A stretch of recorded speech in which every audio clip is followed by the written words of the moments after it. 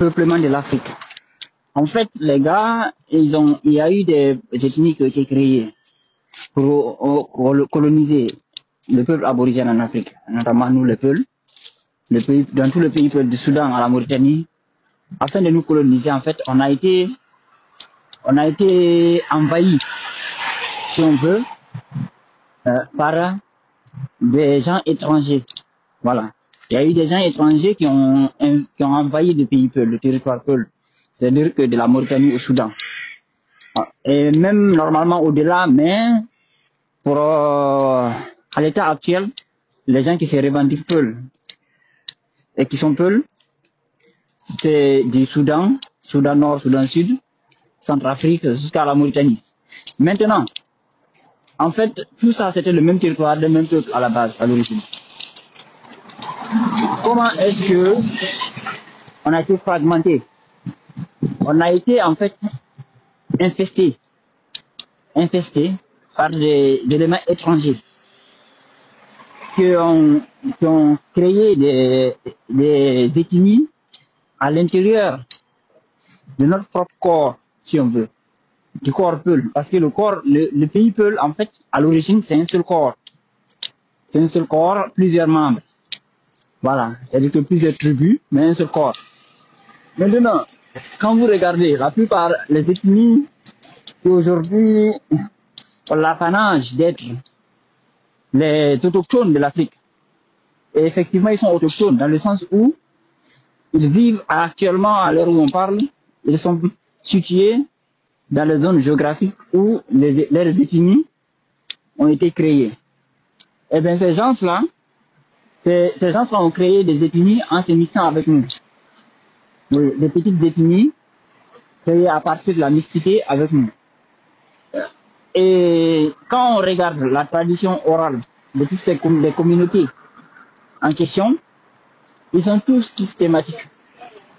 Ils sont tous systématiques à dire que leur origine, ce n'est pas l'Afrique. Oui. Si vous regardez la tradition orale, toutes les traditions orales des Soninké, ils sont systématiques pour dire qu'ils viennent du Yémen ou de, je sais pas, la Syrie, un truc comme ça. Si vous prenez la tradition orale des Sonrai, ils vous diront qu'ils viennent d'Irak ou bien de Koweït, dans les alentours là-bas.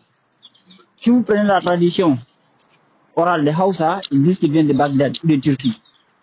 Si vous prenez la tradition orale même les Malinké de Guinée et les Bamana, parce qu'ils disent que selon la tradition orale, un de leurs ancêtres serait descendant du fameux Bilal. C'est-à-dire que ils mettent en avant une connexion avec le Moyen-Orient. Maintenant, s'agissant par exemple des Peuls, on dit que les Peuls viennent d'Éthiopie. Mais où est-ce qu'on appelait Éthiopie? En fait, c'est exactement le pays Peul qu'on appelait avant Éthiopie. Avant, il y avait l'Éthiopie intérieure et l'Éthiopie extérieure. C'est-à-dire que là où on appelle aujourd'hui Éthiopie, on appelait ça Éthiopie extérieure. Et l'Éthiopie intérieure, c'était l'Afrique de l'Ouest en fait. Voilà. L'Afrique de l'Ouest, hormis l'extrême nord de l'Afrique, c'est-à-dire que le Maghreb, mais n'en fait pas partie. Voilà. Et le pays Peul, en réalité, c'est ça qui est l'Éthiopie. Maintenant, les gens là, donc en fait, les Peuls, là où ils sont actuellement, c'est justement le lieu dont ils sont origines, techniquement parlant en tant que peuple.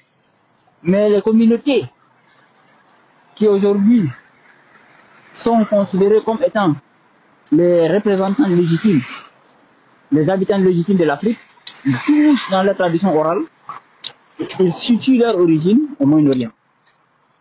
Voilà.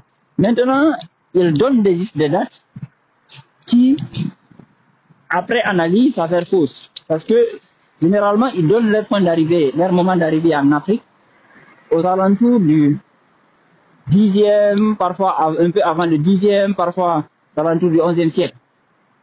Comme les Soninké, par exemple, qui disent que leurs ancêtres, voilà, sont venus, et le fameux mythe de Dinga, ainsi de suite. Mais en réalité, on n'a pas de trace de ces communautés-là avant les années 1700. C'est-à-dire qu'avant le XVIIe siècle, on n'a aucune trace de ces communautés, que ce soit les Hausa, dont les plus anciennes traces remontent à 1680. Et ces traces-là sont des traces supposées parce qu'en fait, quand on regarde les noms des gens qui prétendent être leurs ancêtres à ce moment-là, ces noms-là sont purement Peul. Voilà. Donc, on n'a aucune trace de ces communautés, que ce soit les Hausa, que ce soit les Sorai, que ce soit les Soninké, que ce soit les Malinké, les Bambara, les Bambara ou Bamana, les Moussi. On n'a aucune trace de ces gens-là avant le XVIIe siècle. Parce que les Moussi, la plus ancienne trace qu'on peut dire, oui, effectivement, on peut parler de Moussi, c'est au XVIIe siècle, à partir des alentours de 1700. Voilà. C'est de là, à partir de là qu'on peut effectivement parler de l'existence de Moussi en termes de preuves. Donc, en fait, avant le XVIIe siècle, on n'a aucune trace de l'existence de ces communautés.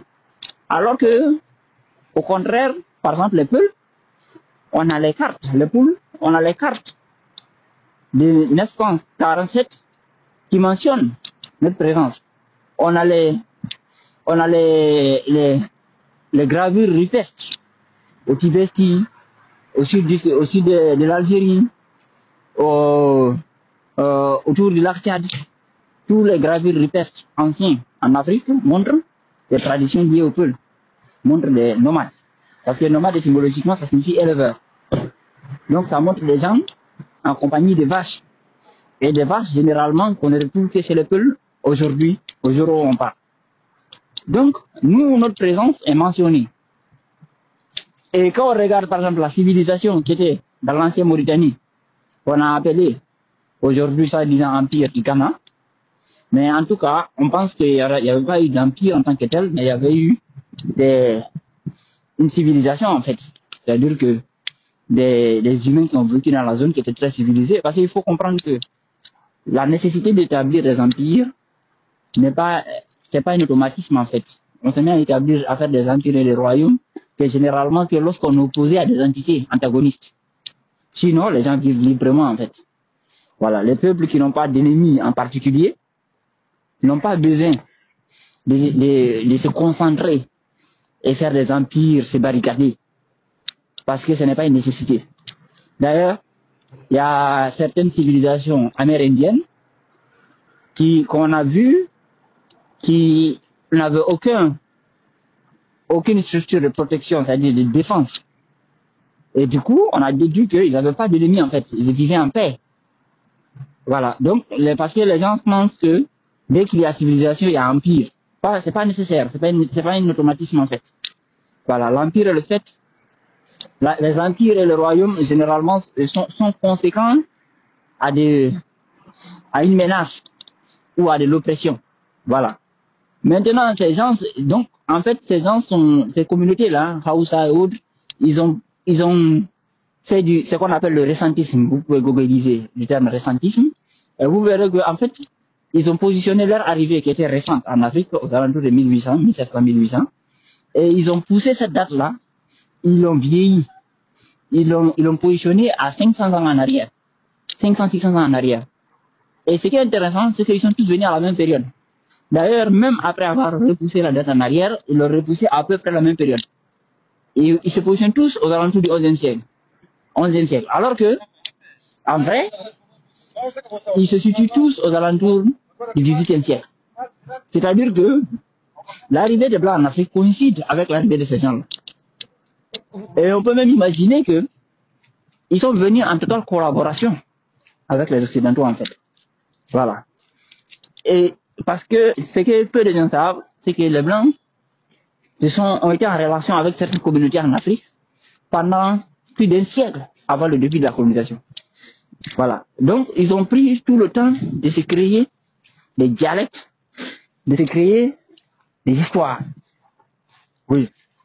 De se créer des histoires, de se créer des dialectes, de se structurer avant le lancement de la guerre en tant que telle, pour prendre le contrôle de l'espace en tant que tel. Et si on regarde bien, ils étaient avec les Blancs dans la colonisation. Parce que, durant la colonisation, dans l'armée coloniale. À partir même du début des guerres contre colonisation, des coloniales, dans l'armée, à plus de 95% c'était des gens qu'on peut qualifier de noirs. C'était les noirs là qui étaient là-bas. Maintenant, donc, ça veut dire que ces gens-là étaient obligatoirement alliés de nous. Parce que vous ne pouvez pas imaginer des gens asservis qu'on utiliserait à plus de 95% dans une armée sans que ces gens-là menacent de 10% des gens qui les contrôlent.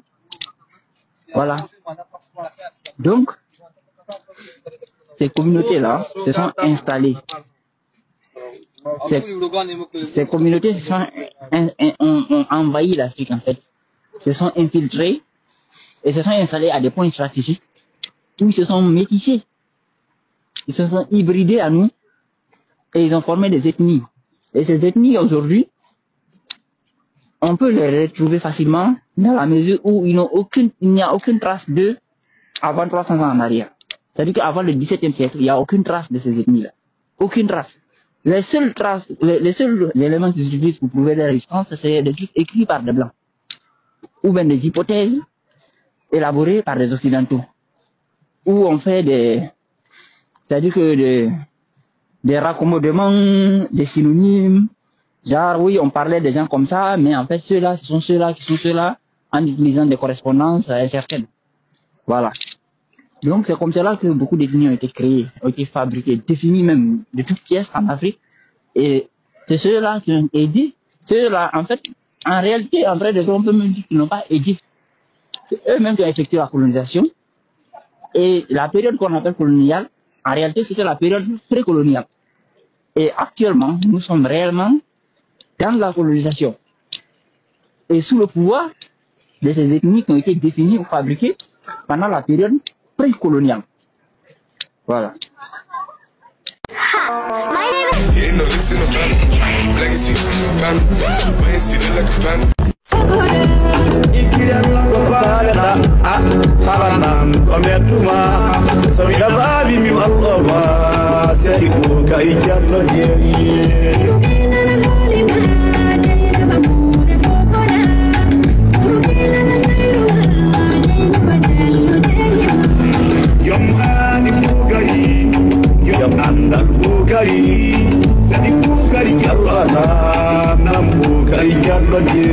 Bakari Moy Kokoda